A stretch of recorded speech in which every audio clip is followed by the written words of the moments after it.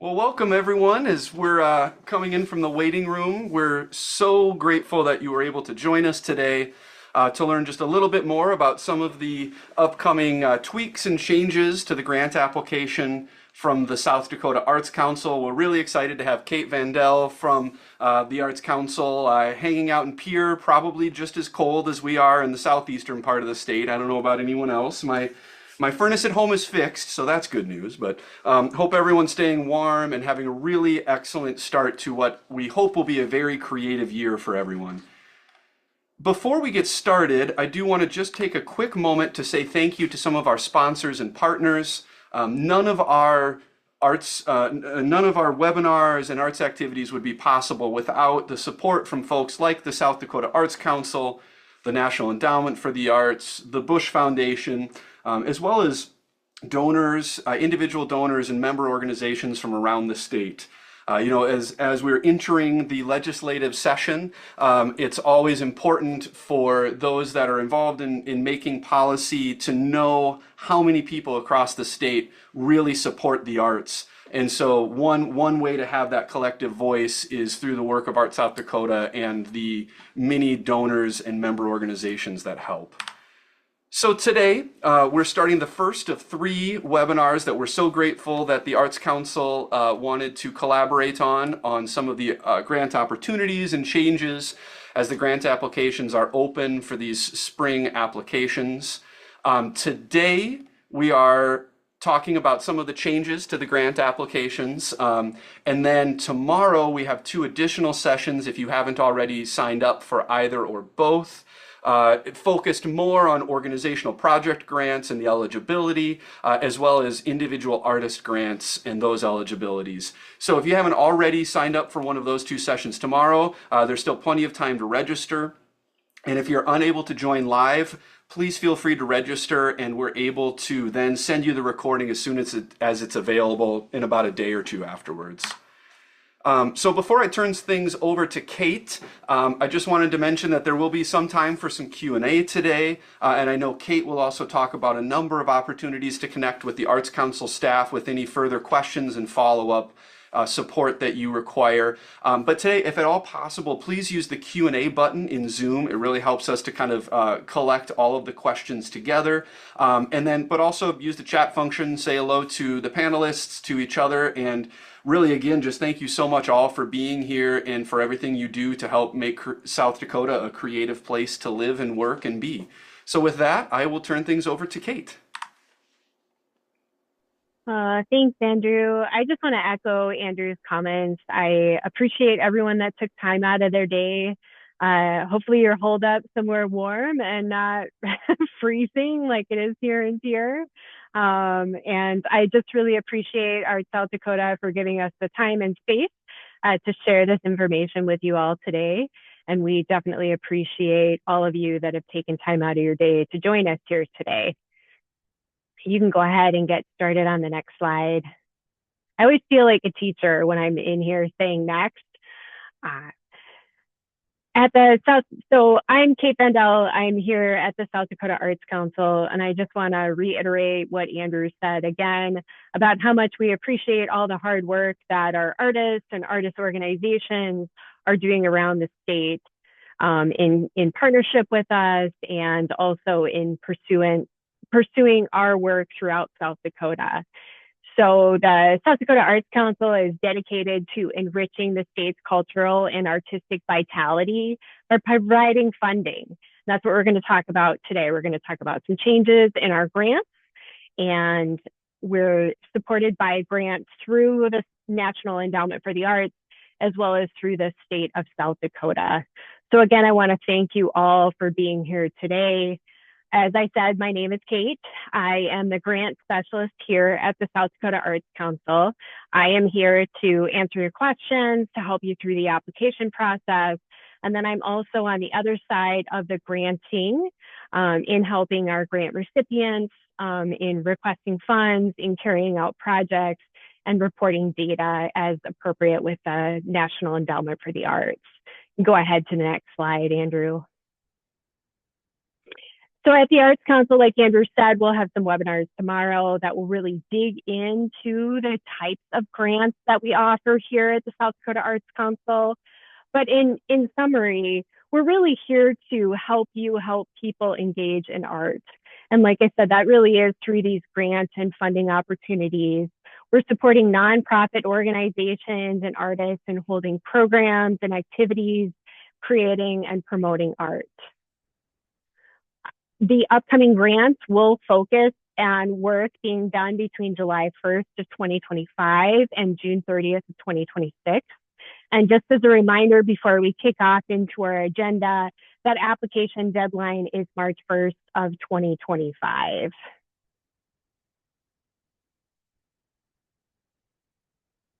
So what are we going to talk about today? Because we do have those webinars focused tomorrow on eligibility as well as the application itself, we're still going to touch on just a little bit who can apply. We want everyone to be aware of our requirements and eligibility before they get started on an application. The last thing we want is for somebody to really get dug in and then realize or recognize that they can't receive funding from the arts agency. We did make some changes, hopefully, to simplify the application process. And that's what we're going to focus on most today. We're going to look through those new budget sheets, I should say budget sheet, and then the changes that have been made to the work samples, support materials, whatever you want to call those things that you're adding that show proof of good work. And then, like Andrew said, we will leave lots of time at the end for question and answer. So go ahead and thanks, Andrew. So before you start an application, we would just encourage you to make certain that you are eligible to apply, that you can apply for a grant. Grants are limited to the 4 bullet points that you see on the screen here. You're an artist or a resident of our state. You are a South Dakota-based tax-exempt organization. You're a unit of state or local government, or you're a federally recognized tribal government. We do have our grant guidelines online, and so we would encourage you to read those all the way through just to make sure that not only you're eligible, but the project that you're applying for is also eligible. To be an applicant, you will need a few additional things, and that organizational call will dig in a little bit more on that webinar tomorrow. You'll need good standing with the South Dakota Secretary of State's office. You'll need a UEI number from SAM.gov. Again, this is only for those organizations that are applying. And we're not just talking about nonprofits, we're talking about 501c3s with the IRS. So it's pretty specific. And then every applicant will need to submit a South Dakota tax form at the point of application. So what is changing? What is different? I've already gotten some questions on some of the changes that we've made to the application this year. And I want everyone to be aware that the South Dakota Arts Council has really been digging into our applications and our application processes. And it's a priority for us to remove any burdens to anyone to our funding. And so these changes are some of the changes that you'll see rolling out in the years ahead to help make it easier for you to apply. So we've gone from the multiple budget sheets down to just one budget. Hopefully that's a relief for everyone, and we're going to work through what that budget sheet looks like, what you need to include. So you'll just be filling out one budget sheet. If you've never applied for a South Dakota Arts Council grant before, you picked the right year. This is the easiest budget that we've got coming forward. Yay. And I just want everyone to know that we're going to work through that budget sheet in this order. And this is also the order that we recommend you working through the sheet in. We do have some PDFs out on our applicant portal to help you work through this new budget format, as well as a full list of kind of the do's and don'ts, what's eligible and what's not eligible when it comes to specific money things. We're not going to dig into that because that information is out there. We're just going to give you kind of that high level look at what the new budget sheet looks like and give you some tips and tricks to work through it. So what do I need when I go into an application? You're identifying what your projections are. So what you think you'll be spending on the expense side, and then what you think your income is going to be on the other side of things. We recommend that you make a very clear and simple budget, and there is space within the application to identify things that panelists may have a question with, and we would encourage you to complete those sections as well. Again, we're talking just about the things that are allowed with your grant. There's, like I said, there's a list online of things that are eligible and ineligible, and above all else, just keep in mind that the South Dakota Arts Council is funding arts projects and arts work happening around the state. So if your project or the work that you plan to do is outside of that art sphere, I would encourage you to really dig into those guidelines again before you consider applying for a grant from us. There's a definition for what an in-kind expense is here, and you'll see that again within the slides as well. We just want to remind everyone that in-kind does not count as your cash match. So if you're applying for an organizational grant, you'll be required to have a cash match. That value of services, labor, equipment, supplies that someone is gifting to you does not count as a cash expense and is not eligible for that match that's required with a project grant. And again, we've got some tables out there, instructions, as well as that list of eligible and ineligible costs for you to go through as you work through that budget.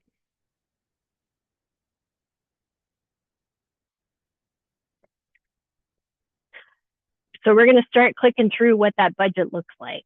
Very top of page, there is a fiscal year section. The majority of grants that we're providing, grants that are being reviewed in this upcoming cycle are project-based grants or specific work for artist grants.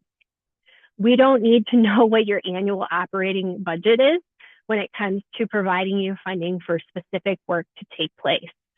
So just as a reminder, you'll see this within the application itself. This will pre-populate with all zeros, and you will keep all zeros in that section. Just as a under the hood explanation, if you are including money there, it really isn't necessary for panelists to see what your fiscal operations look like. So we'll be rerouting, returning all of those values that you have put in to zeros because we really just want our panelists reviewing what the costs specific to the work you plan to do are.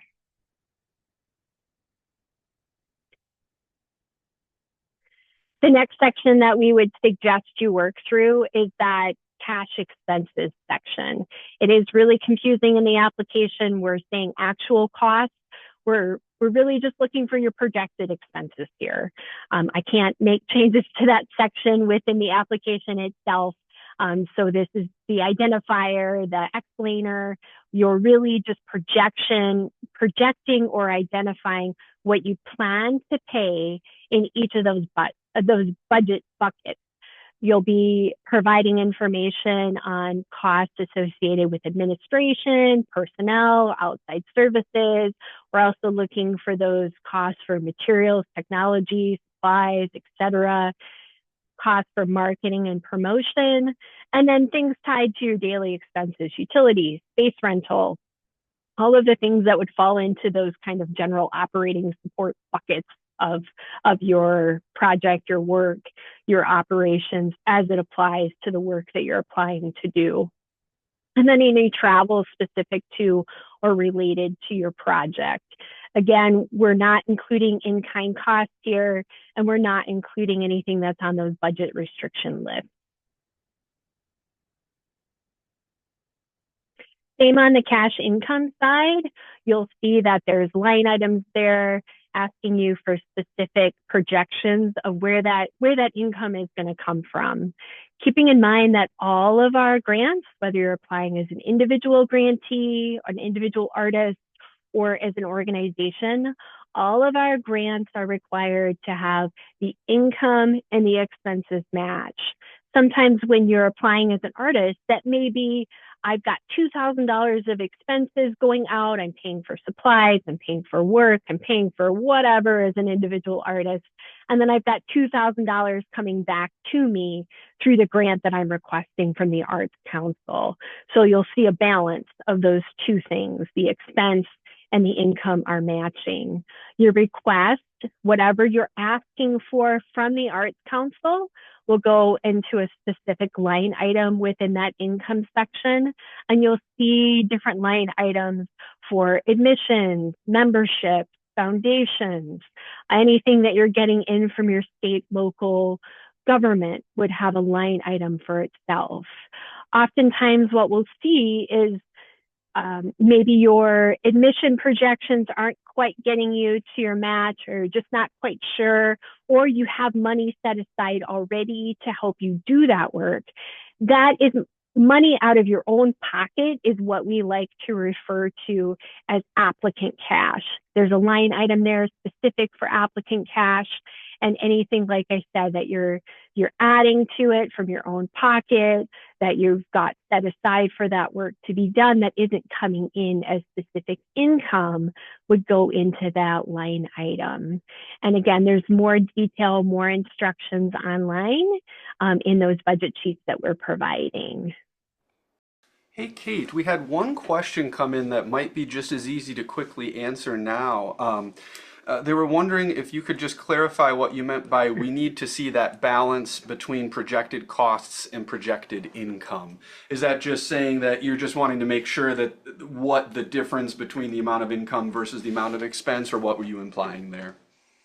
So when we say that you're balancing between your income and your expense, we're seeing that what you're expecting to spend, you already have projected as coming in as income. What we need to see as a grantor is that it's a good investment, that it's a project that is planned out and has a good amount, a good enough amount of income to have it carry out with our grant funding, to not have it be a burden on you as the person that's carrying out the work. So you're not asking for $10,000. You're not saying, oh, I've got, $10,000 of projected expenses, but I only expect to have $2,000 come back in as income. That would be a lot for you to try to carry on your own. And those expenses are being covered in some way, whether it's money coming in the door or money out of your pocket or money from our grant. So we should always see a balance between what you're expecting to spend out and what you're expecting to get in. Does that help? Yeah, and then just one last clarification there is just the projected income, without seeing, I know all of this is in the PDF that's linked with the instructions, but the projected income would also include your grant request, correct? It does include the grant request. Yes. And your balance, that matching. So again, I'll go back to the $10,000 project. So you've got $10,000 that you're expecting to spend, and you're requesting $5,000 from the South Dakota Arts Council, and then you've got $5,000 in projected income. That gives you that balance of $10,000 in and $10,000 out. So we're not asking you to show, I've got $10,000 in expenses and I've got $10,000 in income, and on top of that, I'm requesting $5,000 from a grant. That's not what we need to see. We just need to see that you've got $10,000 going out the door and you've got a projection of $10,000 with our grant funding coming back in to support that work. Hopefully that provides clarification. Perfect. Thank you so much, Kate. And you can go ahead. Yeah, perfect. Thanks, Andrew. These are again, like high level sections of the grant budget sheet. So I would do these last. These are kind of equalizers within your grant budget section. You're basically just repeating things that you've already put into your grant budget, or you're including totals here. So I would work through again those projected expenses and projected incomes, and then I would come back to that kind of top of page and put in what I anticipate spending on my artistic fees. So I'll go back to my $10,000 project. Let's say I'm bringing in Andrew and his musician friends for a performance, and I'm paying them, $10,000 for an evening with Andrew and friends. I would put that $10,000 here, as that's what I'm expecting to spend as my artist expense. That's what I'm spending to bring those musicians in, to pay those musicians to perform. And then that total expenses, when you look at the budget sheet within the application, it's going to automatically total your expenses and your income for you. So after you've worked through that expenses sheet, that expenses section of the budget worksheet, you would go back up and just enter what that total is right there. It's duplicative, but it is something that we need to see on our end, front and center. And so that's why it's front and center in your budget sheet. And then, like I said before, you're not putting those in-kind expenses in your cash expenses. It's not going in your income. It's going in a specific section of your budget. And so this is where you'll put those in-kind expenses. And again, in-kind expenses are anything that you are receiving that you are not paying cash out for. These have a specific place on our budget, and if you don't have in-kind that you're including, that's perfectly fine. You would just go ahead and leave that at 0. You don't have the option within the budget sheet to put any kind of text there. It only takes numbers.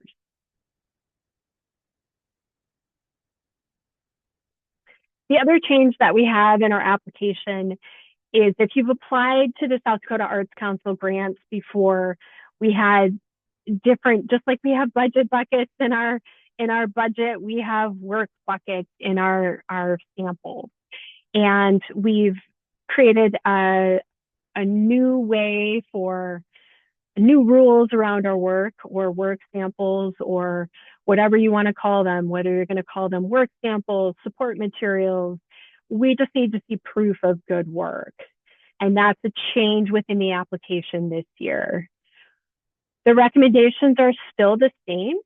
We recommend that you're providing great examples of your great work.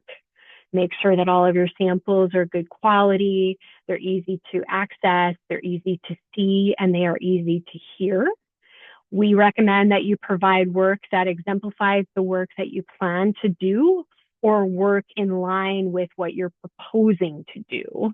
If you're applying as part of an organization, or you're applying for work that serves any portion of the public or the population, we recommend that you show pictures of the work you plan to do with the people you plan to do it with.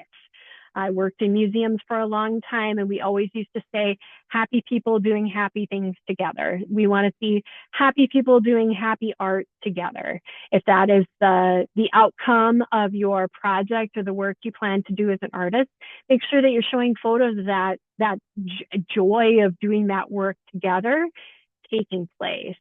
We do have a list of suggestions also on the applicant portal. So I would encourage you to go out and just see what we're recommending for those work samples, what to include. And then, like I said, we used to have some specific guardrails as far as this needs to go here and this needs to go here. And in an effort to simplify the application process, we've given applicants the authority on what goes where and how they provide their work. So it's up to you what works best for you to be able to share that work with our panelists and to include that work with your application. We have 2 paths forward for artists and organizations to do that within the application. You can provide direct links to materials That could be a portfolio of work that you have online if you're an artist. It could be a YouTube page with videos of the classes that you plan to teach or the work you plan to do in your community. You're providing a direct link to someone to access that information, that support material, those work samples, again, whatever you choose to call them. We do just want to remind you that if you are including direct links, you'll have to make sure that everyone in the universe has access to what you're trying to share. So if it is something that's behind some sort of a password protection, or it's a Vimeo account that you have to have a password for, you just want to make sure that you're either including that very easily for people to see within what you're sharing out in the application itself, or you're removing any sort of barrier for panelists to be able to access that work. Another option is for you to upload materials to your media library within the GoSmart system, and then you're attaching those materials to your application. So that is a two-step process. Again, you pick the path that you want to take in sharing your work. We're not setting any rules specific to you must have this here and you must have this here. And again, we have lists posted on the applicant portal to help you identify what to include with your application. And although we've done away with a lot of rules, we still do have some rules related to work samples, materials, support materials, whatever you want to call them. Everyone has to provide samples of their past work. That's a requirement with our applicants. Our panelists need to see what you do. You're applying for an arts grant. We need to see that you're doing good work, that you're engaging with the community you plan to serve, that you're able to carry out the work that you're proposing to do. There's really no way for a panelist to know that without seeing what you've done before or seeing what you plan to do. Applications that don't have work samples will not be reviewed. They'll be kicked back to you to include what you need to include. So just make sure you're getting everything in that application on the first go around. We do have a limit for the number that you can provide, and we're setting that limit at 20. So no more than 20 documents, 20 links, 20 files, whatever it is you choose to provide to a panelist for review, no more than 20. And we do want everyone to keep in mind that when panelists are going through applications, it's not just your application that they're reviewing a lot of applications. And we're just asking that you keep in mind that panelists will really have the capacity to spend, 15 minutes in reviewing your materials specifically, keeping in mind that they're looking at the whole of your application. So we're asking you to choose wisely when you're picking what to include in that application. And just as another tip, preferably if you're providing direct links to photos, images, videos, as opposed to trying to upload large files. And we prefer PDF documents and JPEGs to any other type of media that you could be providing. Again, we have all of these specifics and guidelines posted on the applicant portal.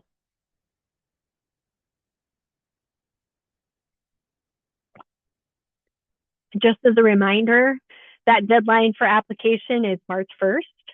The application portal does close at 11:59 p.m. Central.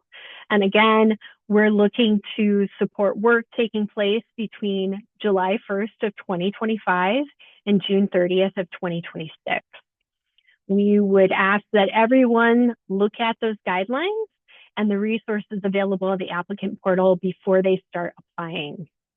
And then just as one final tip, keep your information clear and well organized and to the point, and that will ensure that the panelist has the best access to the work you plan to do as they review your application. And like Andrew said, we do have support opportunities coming up throughout the month of January and into the month of February. I want everyone to be aware that we do offer a draft review of your proposal. That deadline is February 10th. and that also closes at 11:59 p.m. Central. This is an opportunity for you to get your application in ahead of time. Staff review your application and provide feedback to you. Just notes, things to think about. We're not really digging in on the grammar or the specifics to your application, but if as we read your application, we notice that, hey, you started this talking about how you were gonna, paint a mural in your community, and you finished it in talking about hanging an exhibition in the park in the next community over. So we're just looking for maybe some disconnect within your application, pointing that out to you and giving you an opportunity to go back into the application and, redraft, review the information that you're providing. We do also vet every single application that comes into the Arts Council. So if we find something that raises a flag with us internally, we'll alert you directly. We'll get in touch with you directly before either keeping that from panel, let's say you're not including work samples, or sending that to panel with questions that we as staff have. We have question and answer sessions coming up with the Arts Council. That schedule is posted here. Those will be on Zoom, and we provided some information on our applicant portal for joining those conversations. This full staff list is also posted online and on the applicant portal. So if you have questions, you can reach out to any of our staff directly and ask. And then, like I keep referring to, that applicant portal is really the place to go for any grants, questions, resources, support materials, and schedules. So thank you. Well, thank you so much, Kate, and thank you to everyone that was on. We're getting some great feedback in the chat, and I know that from having applied to many Arts Council grants in the past, I'm also very excited to see these changes, as is my colleague Amanda, who will be working on the grants now for Arts South Dakota. So thank you, Arts Council, for continuing to do this work to serve your constituents and make it. It will never be as simple as we all wish it could be, but it is always getting better and better, and we really appreciate your attention to that. So with that, I just want to say thank you one last time to everyone. I believe we answered all the questions that came through the chat.